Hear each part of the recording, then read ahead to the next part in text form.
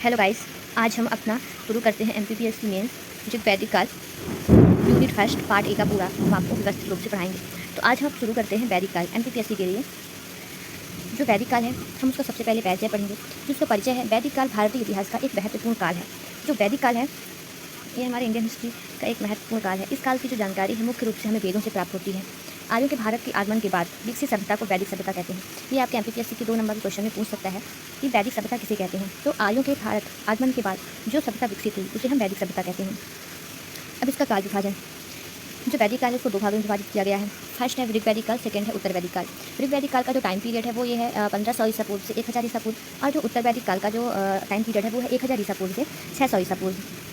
ऋग वैदिक काल की जो राजनीतिक व्यवस्था थी इसमें राजा जो होता था वो राज्य का प्रमुख होता था। राजा की सहायता के लिए पुरोहित एवं सेनानी होते थे। सब जो पुरोहित थे वो उनको बताते थे कि मतलब राज्य की शांति के लिए, उसकी सुरक्षा के लिए कौन सी यात्रा करना है, क्या करना है। और जो सेना होती थी वो पूरा युद्ध के मैदान का पूरा विवरण बताती थी। फिर इसमें सभा और समिति महत्वपूर्ण संस्थाएं थी। अथर्ववेद जो है, अथर्ववेद में सभा और समिति को प्रजापति की 2 पुत्रियां कहा गया है। इसमें कहा गया है अथर्ववेद में प्रजापति की 2 पुत्रियां कहा गया है।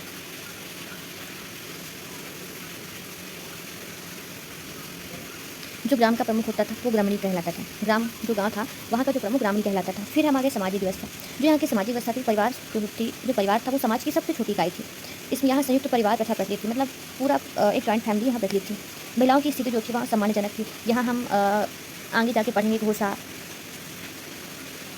सीता, अपाला नाम जैसी की विकसित थी। ये इन्होंने काफ़ी अच्छा वेदों के बारे में इन्हें ज्ञान था, मतलब महिलाओं की स्थिति सम्मानजनक थी। जो महिलाएँ थीं उनको वेद पढ़ने का अधिकार था, उनको आगे बाहर जाकर पढ़ने का अधिकार था।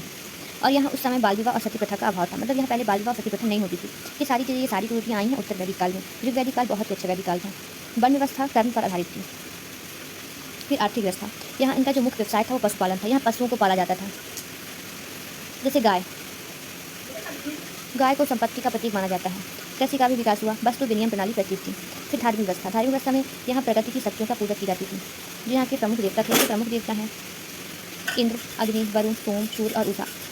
राजाओं का यहाँ विशेष महत्व था और यहाँ यज्ञों का विशेष महत्व था। फिर आ गए हैं उत्तर वैदिक काल।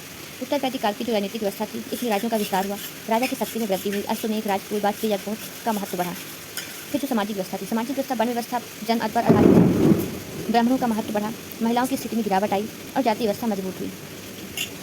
आर्थिक व्यवस्था जो थी यहाँ कृषि मुख्य व्यवसाय बन गया, लोहे का उपयोग प्रारंभ हुआ, व्यापार एवं उद्योग का विकास हुआ और जो स्थायी बस्तियाँ विकसित हुई। फिर जो यहाँ की धार्मिक व्यवस्था में था कर्मकांड और यज्ञों का महत्व बढ़ा, मतलब यहाँ जो उत्तर वैदिक काल था यहाँ लोग अंधविश्वास की ओर गमन कर गए। यहाँ अंधविश्वास ज़्यादा था। फिर ब्रह्मा, विष्णु, रुद्र प्रमुख देवता बने, उपनिषदों में ज्ञान और मोक्ष पर बल बढ़ा। फिर वैदिक साहित्य में 4 वेद थे। ऋग्वेद ये सबसे प्राचीन वेद है। यह कई बार प्रीलिम्स में पूछा जा चुका है कि जो हमारे पूरे ग्रंथों में सबसे जो पुराना वेद है, वैदिक साहित्य का सबसे पुराना वेद कौन सा है, तो ये आ सकता है 1 नंबर में कि ऋग्वेदिक है। फिर जो यजुर्वेद है, यजुर्वेद जो है यह यज्ञ संबंधी मंत्र यहाँ पढ़े जाते थे।